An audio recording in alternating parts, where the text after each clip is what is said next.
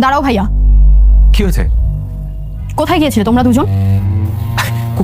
কোথায় আর যাবো? কোথাও না। সকাল থেকে তোমরা দুইজন বাসায় নেই। আমি জানতে চাচ্ছি কোথায় গিয়েছিলে দুজন? কি লুকাচ্ছ আমার আমার কাছ থেকে?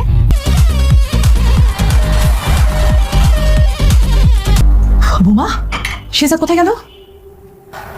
ও তো শাস্ত্রমন্ত্রী পেছনে লেগেছে মা। এই ছেলেটা আমাকে শান্তিতে থাকতে দিল না বোমা।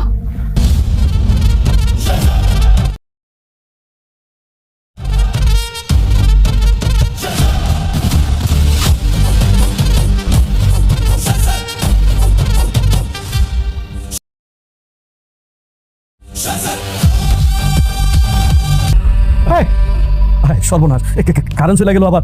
হসপিটালে কারেন্ট যায় কেমনে? বিদ্যুৎ মন্ত্রী ফোন লাগাও। স্যার, ফোন দেবো থেকে? এই এলাকায় তো মোবাইলে নেটওয়ার্কই নাই স্যার।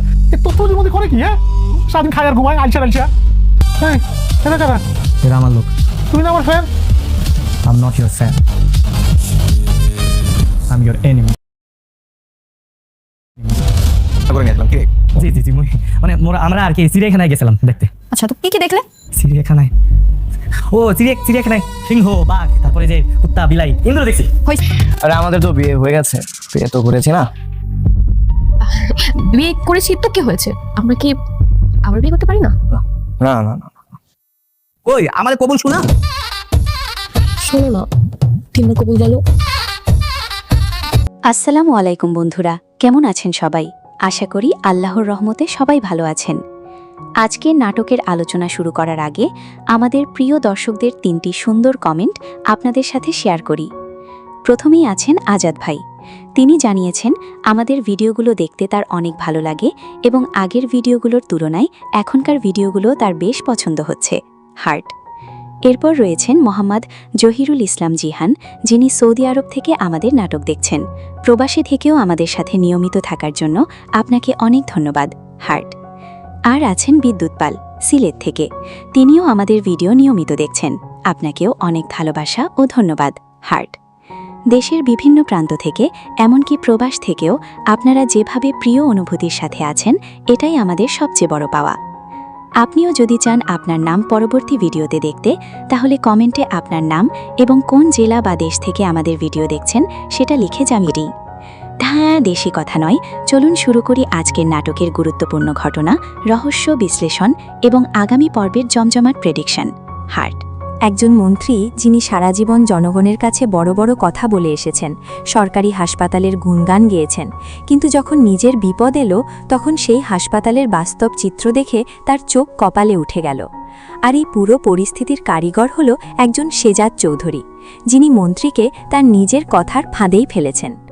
এটুকু শুনে যদি মনে হয় গল্পটা শুধু একটা নাটকীয় দৃশ্যের মধ্যে সীমাবদ্ধ, তাহলে আপনি পুরোটা মিস করছেন। কারণ এই পর্বে শুধু মন্ত্রীর মুখোশ খোলেনি, একই সঙ্গে বাড়ির ভেতরে এমন কিছু ঘটছে যা সামনের দিনগুলোকে আরও জটিল করে তুলবে। দুনিয়া টাকার গোলাম নাটকের 20তম পর্বে এত কিছু একসাথে মিলে এমন একটা মুহূর্ত তৈরি করেছে যেটা পুরো দর্শককে সিটের কিনারায় এনে ফেলে।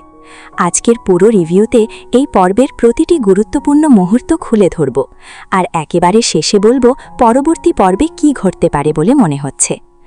এই পর্বের শুরুটা বেশ অদ্ভুতভাবে হয়। একটি পরিকল্পনার মাঝামাঝি সময়ে আমরা গল্পে প্রবেশ করি। শেজাদ চৌধুরীর পরিচিত কেউ একজন তাকে এমনভাবে তৈরি করছে যেন সে নিজেই শেজাদ চৌধুরী। শুরুতে মনে হতে পারে এটা কোনো নাটকের রিহার্সাল, কিন্তু ধীরে ধীরে বোঝা যায় এটা আসলে একটা ফাঁদের প্রথম ধাপ। যে মানুষটাকে শেজাদ চৌধুরী সেজে কথা বলতে বলা হচ্ছে, তাকে স্পষ্টভাবে বলা হচ্ছে যে অভিনয় করতে হবে না, শুধু অনুভব করতে হবে। এই নির্দেশটা ছোট হলেও অনেক গভীর, কারণ এর অর্থ হলো যা রেকর্ড হবে সেটাকে যেন একদম স্বাভাবিক দেখায়, কৃত্রিম না লাগে। একটা বড় পরিকল্পনার টুকরো এখানে জোড়া লাগছে এবং দর্শক হিসাবে আমরা সেটা একটু একটু করে বুঝতে পারছি। পরিকল্পনার এই অংশটা শেষ হতে না হতে একটা ভিন্ন পরিবেশে চলে যায় গল্প। একটি টেলিভিশন স্বাস্থ্য বিষয়ক অনুষ্ঠানের সেটে স্বাস্থ্যমন্ত্রী আসছেন, আর সেই অনুষ্ঠান পরিচালনা করছেন উপস্থাপিকা ফারজানা। অনুষ্ঠান শুরুর আগে মন্ত্রীর জন্য বিশাল খাবারের আয়োজন করা হয়েছে। পুরান ঢাকার কাবাব, খাসির নেহারি, কালো ভুনা, পরোটা এবং আরও কত কিছু। এই দৃশ্যটা আসলে মন্ত্রীর চরিত্রকে পরিচয় করিয়ে দেওয়ার একটা চমৎকার পদ্ধতি। তিনি জনগণের প্রতিনিধি, কিন্তু তার জন্য যে আতিথেয়তার আয়োজন তা সাধারণ মানুষের কল্পনার বাইরে। মানুষ নেতাদের জন্য যত বেশি সুবিধার ব্যবস্থা করে, সেই নেতা ততটাই জনগণ থেকে দূরে সরে যান। এই একটি দৃশ্য দিয়ে নির্মাতারা এই কথাটাই বলতে চাইছেন। অনুষ্ঠান শুরু হলে ফারজানা সরাসরি একটি কঠিন প্রশ্ন করে বসেন। সরকারি হাসপাতালের বেহাল দশা, চিকিৎসা নিতে মানুষের ভোগান্তি, এই বিষয়গুলো তিনি সরাসরি মন্ত্রীর মুখের ওপর ছুড়ে দেন। মন্ত্রী প্রথমে কিছুটা তাচ্ছিল্যের সুরে ফারজানাকে বলেন যে তার বয়স কম, অভিজ্ঞতা কম, সঠিক জায়গায় সঠিক প্রশ্ন করতে শেখেননি। এই কথাগুলো শুনলে মনে হয় মন্ত্রী নিজেই বুঝতে পারছেন যে প্রশ্নটা ধারালো ছিল, তাই আক্রমণটা প্রশ্নের দিকে না করে প্রশ্নকর্তার দিকে করেছেন। এটা একটা পুরনো কৌশল, কিন্তু কার্যকর, কারণ এতে মূল প্রশ্নটা আড়ালে চলে যায়। তবে এর পরেই মন্ত্রী বড় ভুলটা করেন। তিনি পাল্টা দাবি করতে শুরু করেন যে দেশের সরকারি হাসপাতাল এখন আধুনিক হয়েছে, কৃত্রিম বুদ্ধিমত্তার সাহায্যে চিকিৎসা দেওয়া হচ্ছে, বিদেশ থেকেও রোগী আসছে এবং বৈদেশিক মুদ্রা অর্জন হচ্ছে। কথাগুলো এতটাই অতিরঞ্জিত এবং বাস্তবতার সঙ্গে এতটাই বেমানান ছিল যে অনুষ্ঠানের পরিবেশ কিছুটা বিব্রতকর হয়ে ওঠে। কিন্তু মন্ত্রী এখানেই থামেননি। ফারজানা জিজ্ঞেস করেন যে মন্ত্রী নিজে বা তার পরিবার কোথায় চিকিৎসা নেন, এবং মন্ত্রী ঘোষণা করেন যে তিনি সবসময় সরকারি হাসপাতালেই যান এবং প্রয়োজনে পাশের বেডে শুয়ে চিকিৎসা নেবেন। এই ঘোষণাটা মন্ত্রীর জন্য একটা বড় জাল হয়ে গেল, কারণ ঠিক এর অল্পক্ষণ পরেই তিনি অসুস্থ হয়ে পড়েন এবং তখনই শেজাদ চৌধুরী তার পরিকল্পনার পরবর্তী ধাপটি চালু করেন। একটি গাড়িতে তুলে মন্ত্রীকে নিয়ে যাওয়া হয়, কিন্তু গাড়িটি যাচ্ছে কোনো বেসরকারি হাসপাতালের দিকে নয়, যাচ্ছে একটি সরকারি হাসপাতালের দিকে। এই মুহূর্তটা পুরো পর্বের কেন্দ্রবিন্দু। গাড়ির চালক মন্ত্রীর লোক নয়, সে শেজাদ চৌধুরীর মানুষ। মন্ত্রী বুঝতে পারছেন কিছু একটা গরমিল হচ্ছে, কিন্তু শরীরটা সহযোগিতা করছে না। তার সঙ্গের লোকেরা গাড়ি ঘোরানোর চেষ্টা করছে, কিন্তু চালক মানছে না। পরিস্থিতির নিয়ন্ত্রণ ক্রমে মন্ত্রীর হাত থেকে বেরিয়ে যাচ্ছে। এটা শুধু একটা গাড়ি যাত্রার দৃশ্য নয়, এটা হলো ক্ষমতার পাদাবদলের একটি প্রতীকী মুহূর্ত। একজন মন্ত্রী যিনি সারা জীবন অন্যদের নিয়ন্ত্রণ করে এসেছেন, আজ নিজেই অন্যের নিয়ন্ত্রণে। সরকারি হাসপাতালে পৌঁছানোর পর যা ঘটে তা হলো পুরো পর্বের সবচেয়ে তীক্ষ্ণ ব্যঙ্গের অংশ। মন্ত্রী যে ব্যবস্থার প্রশংসা করে গেছেন, সেই ব্যবস্থাই তার সামনে উন্মোচিত হয়। হাসপাতালে ডাক্তার নেই, কারণ তারা চেম্বারে গেছেন।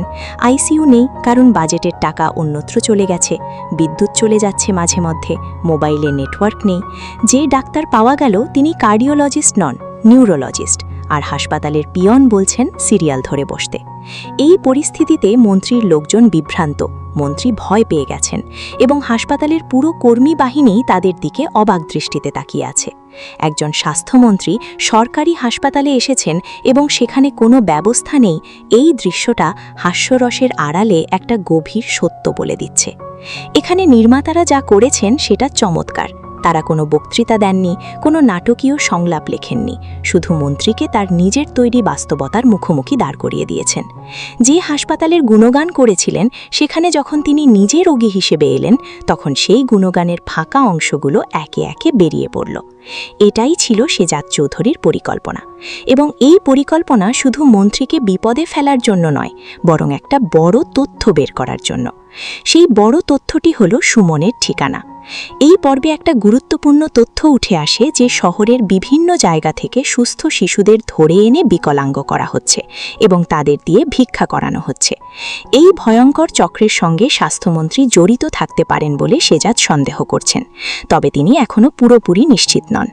এই নিশ্চিত হওয়ার পথটি যায় সুমনের মাধ্যমে। সুমন হলো একটি মুরব্বির ছেলে, যাকে বন্দি করে রাখা হয়েছে এবং সে সব তথ্য জানে। শেজাদ হাসপাতালের পরিস্থিতি ব্যবহার করে মন্ত্রীর ওপর চাপ তৈরি করেন। মন্ত্রী তখন যে অবস্থায় ছিলেন তাতে সুস্থ হয়ে ফেরার একটাই পথ ছিল, শেজাদকে সাহায্য করা। শেজাদ সরাসরি বলেন যে সুমনকে মুক্ত করলেই হেলিকপ্টার আসবে, মন্ত্রী বাঁচবেন, এবং মন্ত্রী তখন ফোন করে সুমনকে মুক্ত করার নির্দেশ দেন। এই দৃশ্যে শেজাদ চৌধুরী যেভাবে পুরো পরিস্থিতি নিয়ন্ত্রণ করেন তা একটু ভাবলেই মাথায় ঘোরে। তিনি শুধু একটা সুযোগের অপেক্ষায় ছিলেন, মন্ত্রী নিজেই তাকে সেই সুযোগ দিয়েছেন তার টক শোর ঘোষণার মাধ্যমে। সুমনের মুক্তির পর বাবা এবং ছেলের পুনর্মিলনের যে দৃশ্যটা আসে সেটা এই পর্বের সবচেয়ে আবেগপ্রবণ মুহূর্ত। অনেক দিন পর ছেলেকে ফিরে পেয়ে বাবার চোখ ভিজে যায়। ছেলে বলছে সে অন্ধকার একটি ঘরে বন্দী ছিল। এই বন্দিত্বের কষ্ট, এই অসহায়ত্ব শুনে যে কোনো দর্শকের বুকের ভেতরটা একটু নড়ে উঠবে। আর বাবা বলছেন যে শেজাদ চৌধুরী কোনো মানুষ নয়, ফেরেশতা। এই কথাটা শেজাদ চৌধুরীর চরিত্রকে একটা অন্য উচ্চতায় নিয়ে যায়। যে মানুষটাকে ভিলেন মনে হয়েছিল, যার কাজকর্মে রহস্য ছিল, সে আসলে একজন রক্ষক। এখানে গল্পটা একটা গুরুত্বপূর্ণ মোড় নেয়। শেজাদ চৌধুরীর সঙ্গে কথা বলার পর বাবা তাকে দোয়া করেন, ধন্যবাদ জানান। শেজাদ শুধু একটাই কথা বলেন, সুমনকে তার কাছে পাঠিয়ে দিন, কথা আছে। এই ছোট কথাটার পেছনে অনেক কিছু লুকানো। সুমন যদি সেই চক্রের সব তথ্য জানে, তাহলে এরপর কি হবে, কার বিরুদ্ধে কি পদক্ষেপ নেওয়া হবে, তার পরিকল্পনা আলোচনা হবে। গল্পের পরের চ্যাপ্টার এখান থেকেই তৈরি হচ্ছে। প্রিয় অনুভূতি চ্যানেলে যারা নতুন, তারা চাইলে সাবস্ক্রাইব করে রাখতে পারেন, কারণ এই ধরনের পর্বভিত্তিক বিস্তারিত রিভিউ এখানেই পাবেন। এই পর্বে একটা সমান্তরাল সুতো চলছে বাড়ির ভেতরেও। সেটা হলো রিশাদ আর গোলামের মধ্যে নতুন সম্পর্ক। রিশাদ গোলামকে চিড়িয়াখানায় নিয়ে যাওয়ার কথা বলে সারাটা দিন কাটায়, কিন্তু ঋতু, যে কিনা রিশাদের বোন এবং গোলামের প্রতি যার আলাদা অনুভূতি আছে, সেই ব্যাপারটা সহজে মানতে পারছে না। সে স্পষ্টতই অস্বস্তি বোধ করছে। তার মনে হচ্ছে রিশাদের এই আচরণের পেছনে কোনো পরিকল্পনা আছে। আর এই সন্দেহটা একেবারে অমূলক নয়, কারণ একটু আগেই বাড়ির বিশ্বস্ত কর্মী মনির চাচাকে ঋতু বলেছেন যে রিশাদ আর গোলামের ওপর গোপনে নজর রাখতে হবে। তারা কোথায় যাচ্ছে, কি করছে, কি পরিকল্পনা করছে, সব জানাতে হবে। মনির চাচা রাজি হয়েছেন। এই দৃশ্যটা গল্পের ভেতরে একটি নতুন সংঘাতের বীজ বপন করছে। এখানে একটু থামা দরকার। রিশাদ কি সত্যিই গোলামকে ব্যবহার করছে, নাকি তার মনে কোনো পরিবর্তন এসেছে? এটা এই পর্বে পুরোপুরি পরিষ্কার না হলেও বাইরে থেকে যা দেখা যাচ্ছে তাতে একটা স্বাভাবিক বিশ্বাস তৈরি হওয়াটা কঠিন। রিশাদ এবং গোলামের মধ্যে ইতিপূর্বে যে দূরত্ব ছিল, সেটা হঠাৎ মিলিয়ে গেলে প্রশ্ন তো উঠবেই। এই পর্বের আরেকটি হালকা কিন্তু মজার অংশ হলো ফাতেমার পরিকল্পনা। ফাতেমা শেজাদকে বিয়ে করতে চায়, এটা আগে থেকেই বোঝা যাচ্ছিল। কিন্তু এই পর্বে সে যে পদ্ধতি বেছে নিয়েছে তা বেশ অবাক করার মতো। সে মদে কোল্ড ড্রিঙ্কস মিশিয়ে শেজাদকে খাইয়ে দিতে চায়, মাতাল করতে চায় এবং মাতাল অবস্থায় কাজী ডেকে বিয়ে করিয়ে নিতে চায়। এমনকি শেজাদের মাকেও সেই পরিকল্পনায় যুক্ত করার চেষ্টা করেছে, যদিও মা দোয়া করতে রাজি হননি। পরিকল্পনার বাস্তবায়নের সময় একটু হাসির দৃশ্য তৈরি হয়। দাদা বা পরিবারের ছোট সদস্য সেই পানীয় খেতে চাইলে ফাতেমা সরিয়ে দেয়। এরপর শেজাদকে দেওয়া হলে সে কিছুটা মাথা ঘোরা অনুভব করে, আর এই সুযোগে ফাতেমা কাজীকে ডেকে বিয়ের চেষ্টা করে। কিন্তু শেজাদ বুঝতে পারেন কি হচ্ছে এবং কাজীকে ভয় দেখান। পরিস্থিতি হাসিতে শেষ হলেও এই দৃশ্যটা আসলে বলছে যে ফাতেমার জেদ এখনও কমেনি এবং সে যে কোনো উপায়ে নিজের লক্ষ্য পূরণ করতে প্রস্তুত। এই হালকা রসের দৃশ্যটা পর্বের ভেতরে একটু শ্বাস নেওয়ার সুযোগ দেয়। পুরো পর্বটা যদি শুধু টেনশনে ভরা হতো, তাহলে দর্শকের জন্য ক্লান্তিকর হয়ে উঠত। এই মিষ্টি বিড়ম্বনার দৃশ্যটা গল্পের গতিকে একটু বদলে দেয় এবং শেজাদ চৌধুরীর চরিত্রের একটা মানবিক দিকও দেখিয়ে দেয়। পর্বের একটা অংশে শেজাদ চৌধুরীর সেই পরিকল্পনার চূড়ান্ত রূপটা দেখা যায়, যেখানে একজন শেজাদ সেজে কিছু বলেছিল। সেই ভিডিওটা তৈরি হয়ে গেছে, কিন্তু শেজাদ এখনই সেটা প্রকাশ করতে চান না, কারণ তিনি বলছেন ভিডিওটা সম্পাদনা করে তারপর ছাড়তে হবে। এই সিদ্ধান্তটা খুব গুরুত্বপূর্ণ, কারণ সঠিক সময়ে সঠিকভাবে ছাড়া একটা ভিডিও অনেক বেশি কার্যকর হতে পারে। শেজাদ শুধু একটি ঘটনা ঘটাচ্ছেন না, তিনি একটি পরিপূর্ণ কৌশল বুনছেন। প্রতিটি পদক্ষেপ পরিকল্পিত, প্রতিটি সুযোগ কাজে লাগানো হচ্ছে। এই প্রসঙ্গে একটা গুরুত্বপূর্ণ বিষয় লক্ষ্য করার মতো। শেজাদ চৌধুরী সারাক্ষণ বলছেন যে তিনি গরিবের বন্ধু, দেশের বন্ধু, কিন্তু তার পদ্ধতি কিন্তু সবসময় সরল রেখায় হাঁটে না। তিনি একটা ফাঁদ পেতেছেন, একটা ভিডিও তৈরি করিয়েছেন, ব্ল্যাকমেইলের মতো একটা পরিস্থিতি তৈরি করেছেন মন্ত্রীর সঙ্গে। এই কাজগুলো ভালোর জন্য করা হচ্ছে, এটা সত্যি, কিন্তু এর পথটা কতটা সৎ? গল্প এই প্রশ্নটা তুলছে, যদিও এই পর্বে সরাসরি উত্তর দিচ্ছে না। দর্শকের ভেতরে এই দ্বন্দ্বটা থেকে যায়। এবার ঋতু আর রেস্তোরাঁর দৃশ্যের কথায় আসা যাক। পর্বের শেষের দিকে গোলামকে একটি বড় রেস্তোরাঁয় নিয়ে আসা হয়। ঋতু গোলামকে বলছেন যে রিশাদ ভাইয়ার সঙ্গে এত ঘোরাঘুরি না করতে, বরং যদি ঘুরতে বা খেতে মন চায় তাহলে তাকেই বলতে। এই কথাটা শুনতে সাধারণ মনে হলেও আসলে বেশ গুরুত্বপূর্ণ। ঋতু গোলামের প্রতি তার অনুভূতি সরাসরি প্রকাশ না করলেও তার কথাগুলোতে একটা কাছে থাকার ইচ্ছা স্পষ্ট। গোলামও এই উষ্ণতাকে স্বাভাবিকভাবেই নিচ্ছে, এমনটা দেখা যাচ্ছে। এই দৃশ্যটা এপিসোডের সবচেয়ে নরম মুহূর্তগুলোর একটা। বাইরের দুনিয়ায় এত চাপ, এত পরিকল্পনা, এত সংঘাত, তার মাঝেই ছোট্ট দৃশ্যটা একটা বিশ্রামের মতো। কিন্তু এই বিশ্রাম বেশিক্ষণ থাকার নয়, কারণ গল্পের ভেতরে যে সুতোগুলো টানা হচ্ছে সেগুলো আরও জটিল হওয়ার দিকে যাচ্ছে। একটু পেছনে ফিরে দেখি, এই পর্বে মোট কয়টি সুতো একসঙ্গে চলেছে। প্রথমত, মন্ত্রীর বিরুদ্ধে শেজাদের পরিকল্পনা এবং সুমনের মুক্তি। দ্বিতীয়ত, শিশু পাচার ও বিকলাঙ্গ করার চক্রের সঙ্গে স্বাস্থ্যমঞ্চুর সম্ভাব্য সংযোগ। তৃতীয়ত, রিশাদের নতুন আচরণ এবং ঋতুর সন্দেহ। চতুর্থত, ফাতেমার অদ্ভুত বিয়ে পরিকল্পনা। পঞ্চমত, ঋতু আর গোলামের মধ্যে ধীরে বেড়ে ওঠা সম্পর্ক। এই 5টি সুতো একটি পর্বে এত মসৃণভাবে বোনা হয়েছে যে দর্শক কোনোটা মিস করতে চান না। 20 নম্বর পর্ব হিসেবে এই পর্ব গল্পকে যেখানে নিয়ে এসেছে সেটা একটা গুরুত্বপূর্ণ জায়গা। সুমন মুক্ত হয়েছে, মন্ত্রী চাপে পড়েছে, ভিডিও প্রস্তুত আছে। কিন্তু সবথেকে বড় কথা হলো, প্রতিটা পদক্ষেপের পর নতুন একটা প্রশ্ন তৈরি হচ্ছে। সুমন কি আসলেই সব তথ্য জানে? মন্ত্রী কি সত্যিই সেই চক্রের অংশ, নাকি তিনি অন্য কোনোভাবে জড়িত? আর রিশাদের পরিকল্পনাটা কি? এবার আসা যাক 21 নম্বর পর্ব নিয়ে কি ভাবা যায় সেই প্রসঙ্গে। এটা অনুমান, তবে আজকের পর্বের ঘটনাগুলো দেখে কিছুটা ধারণা করা সম্ভব। সুমনকে মুক্ত করা হয়েছে এবং শেজাদ সুমনের সঙ্গে কথা বলতে চেয়েছেন। পরের পর্বে এই কথোপকথন হওয়ার সম্ভাবনা অনেক বেশি। সুমন যদি সেই চক্রের ভেতরের তথ্য দেয়, তাহলে স্বাস্থ্যমন্ত্রীর বিরুদ্ধে পরবর্তী পদক্ষেপ কি হবে সেটা স্পষ্ট হতে পারে। সেই ভিডিওটাও এখনও ছাড়া হয়নি। পরের পর্বে হয়তো সেই ভিডিও সম্পাদনা করে ছাড়ার প্রস্তুতি চলবে, অথবা হয়তো কোনো নাটকীয় মুহূর্তে সেটা প্রকাশ পাবে। রিশাদের ব্যাপারটা এখনও অস্পষ্ট। সে কি সত্যিই গোলামের বিরুদ্ধে কোনো পদক্ষেপ নিতে চাইছে, নাকি কোনো পরিবর্তন এসেছে তার মধ্যে? মনির চাচা নজর রাখছেন, ঋতু সব জানতে চাইছেন। পরের পর্বে হয়তো এই সংশয় কিছুটা মিটবে, অথবা নতুন কোনো তথ্য আসবে যা পরিস্থিতি আরও জটিল করবে। ফাতেমার বিয়ে পরিকল্পনাও থামার নয়। মদ মেশানো পানীয় দিয়ে বিয়ে করানোর চেষ্টা এবার ব্যর্থ হয়েছে, কিন্তু সে চেষ্টা ছাড়বে না, এটা বলাই যায়। পরের পর্বে সম্ভবত সে নতুন কোনো উপায় বের করবে, আর এই প্রচেষ্টা যদি ঋতুর কাছে পৌঁছায়, তাহলে গল্পে একটা নতুন টানাটানি শুরু হতে পারে। ঋতু আর গোলামের সম্পর্কের সুতোটা ধীরে এগোচ্ছে, কিন্তু এগোচ্ছে।